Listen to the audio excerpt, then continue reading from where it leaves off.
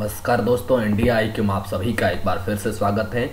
आज इस वीडियो में हम आपको अलवर लोकसभा सीट के इतिहास के बारे में बताएंगे। हम इस वीडियो में आपको बताएंगे कि किस चुनाव में यहां से कौन जीता था, नंबर 2 पर कौन सा प्रत्याशी रहा, किस पार्टी से कौन प्रत्याशी चुनावी मैदान में था और किस प्रत्याशी को कितने वोट मिले, जीतने वाले को कितने मिले और हारने वाले को कितने मिले।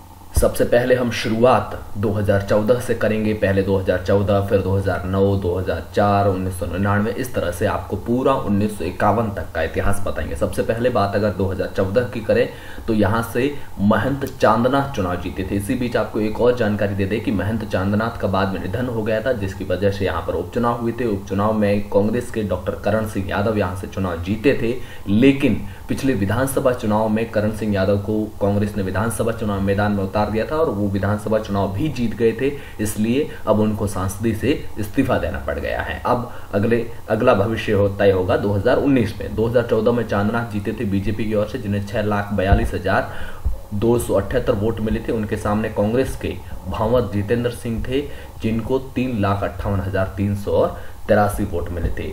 उससे पहले अगर 2009 की बात करें तो यहाँ से कांग्रेस के भांवर जितेंद्र सिंह, जो अलवर राजघराने से आते हैं, वो यहाँ से चुनाव जीते थे, जिन्हें 4,50,119 वोट मिले थे।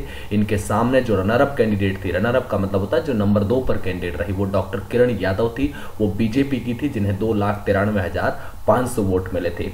2004 में यहाँ से डॉक्टर करण सिंह यादव, जो अभी उपचुनाव में यहाँ से जीते थे, वही यहाँ से कांग्रेस के टिकट पर चुनाव जीते थे, जिन्हें 2,46,833 वोट मिले। उनके सामने महंत चांदनाथ थे बीजेपी के, जिन्हें 2,38,462 वोट मिले। 1999 में यहाँ से डॉक्टर जसवंत सिंह यादव चुनाव जीते थे, जो पिछली वसुंधरा सरकार में श्रम मंत्री थे, और उपचुनाव में भी यहाँ से जसवंत सिंह यादव को मैदान में बीजेपी ने उतारा था, लेकिन वो हार गए थे, जिन्हें 1999 में 3,25,556 वोट मिले। उनके सामने कांग्रेस की महेंद्र कुमारी थी, 2,67,628 वोट मिले। 1998 के चुनाव की बात करें तो यहाँ से कांग्रेस के घासीराम यादव चुनाव जीते थे, जिन्हें 2,03,574 वोट मिले। उनके सामने महेंद्र कुमारी, जो 1999 में कांग्रेस के टिकट पर चुनावी मैदान में थी, वो निर्दलीय 1998 चुनावी मैदान में थी। 1996 की बात करें तो नवल किशोर, जो कांग्रेस के टिकट पर चुनावी मैदान में थे, 1,56,947 वोट मिले थे उन्हें, और उनके सामने बीजेपी के जसवंत सिंह यादव थे, जिन्हें 1,54,514 वोट मिले। 1996 से पहले अगर हम बात 1991 की करें तो महेंद्र कुमारी यहाँ पर बीजेपी के टिकट पर चुनावी मैदान में थी। तो एक बात समझ में आ रही है कि महेंद्र कुमारी यहाँ से कई बार सांसद रह चुके हैं, लेकिन पहले वो बीजेपी से थी, फिर निर्दलीय चुनाव लड़ी और फिर कांग्रेस में चली गई। 1991 में महेंद्र कुमारी को यहाँ पर 2,01,430 वोट मिले। उनके सामने कांग्रेस के राम सिंह यादव थे, जिन्हें 98,024 वोट मिले। 1989 की बात करें तो रामजी लाल यादव, जो जनता दल के टिकट पर यहाँ से चुनाव जीते थे, इन्हें 2,52,824 वोट मिले। उनके सामने राम सिंह यादव थे। ये रामजी लाल यादव है, ये राम सिंह यादव है। राम सिंह यादव कांग्रेस के टिकट पर थे, जिन्हें 1,64,309 वोट मिले। 1984 इंदिरा गांधी की हत्या के बाद जो देश में चुनाव हुए थे दिसंबर 1984 में, उसमें यहाँ से कांग्रेस से राम सिंह यादव चुनाव जीते, 1,99,910 वोट मिले। सामने निर्दलीय जो रनरअप कैंडिडेट रहे, वो निर्दलीय रहे थे संपत राम, यानी कि बीजेपी या तमाम दूसरी जो पार्टियां थी वो तीसरे, चौथे और भी नीचे चली गई। यहाँ से रनर अप संपत राम थे, जो 1984 में नंबर 2 पर रहे 74,379 वोटों के साथ में।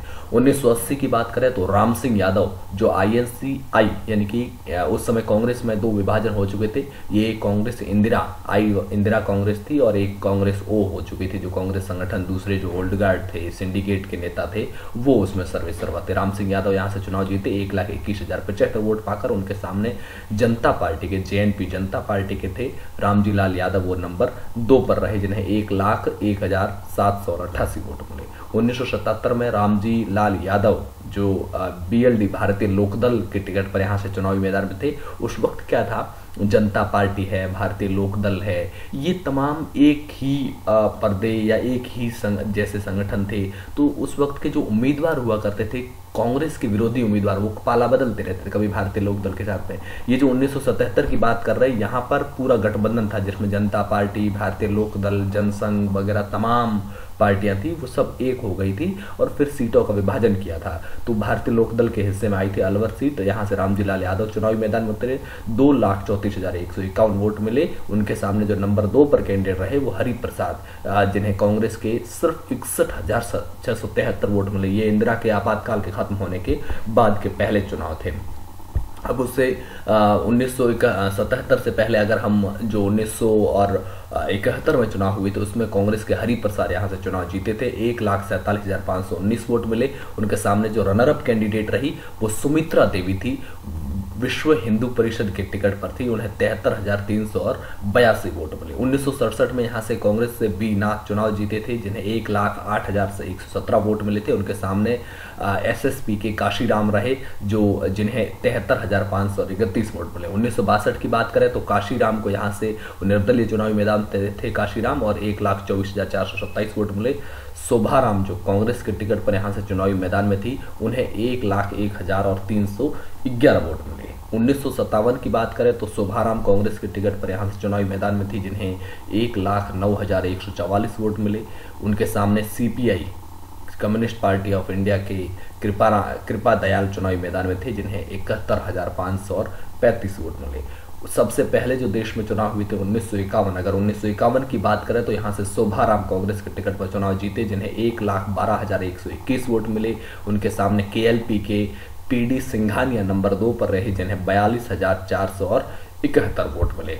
चलिए दोस्तों, आज के लिए जो आपके लिए सवाल है वो सवाल ये है कि अलवर में अगले लोकसभा चुनाव में यहाँ से कौन सी पार्टी किसको टिकट देगी, बीजेपी किसे टिकट देगी, कांग्रेस किसे टिकट देगी, या फिर यहाँ पर बसपा भी अच्छा दमखम रखती है तो बसपा किसे टिकट दे सकती है, सीपीआई किसे मैदान में उतार सकती है, क्योंकि शेखावाटी और अलवर के इलाके में सीपीआई का भी काफी प्रभाव है, और यहाँ से जीत कौन सकता है। कांग्रेस की संभावना जताई जा रही है कि भंवर जितेंद्र सिंह को ही फिर से यहाँ से मैदान में उतारा जा सकता है। क्या आपको भी लगता है भंवर जितेंद्र सिंह को कांग्रेस मैदान में उतारेगी और उन्हें जीतने के कितने चांस है? क्या बीजेपी यहाँ से फिर से 2019 में, क्योंकि बीजेपी 2018 हारी है तो वसुंधरा के नाम पर, ऐसा माना जा रहा है कि वसुंधरा के नाम पर हारी है, लेकिन ऐसा भी बताया जा रहा है कि 2019 में मोदी के नाम पर चुनाव लड़ेगी तो राजस्थान में काफी कुछ बदलाव भी देखने को मिलेगा। जनता क्योंकि मोदी से नाराज कम बताई जा रही है, वसुंधरा से ज्यादा नाराज थी, इस वजह से लोकसभा चुनाव में काफी जनता फिर से मोदी के साथ में आ सकती है। तो आपके मुताबिक यहाँ से अगले लोकसभा चुनाव में किसे टिकट मिलेगा, कौन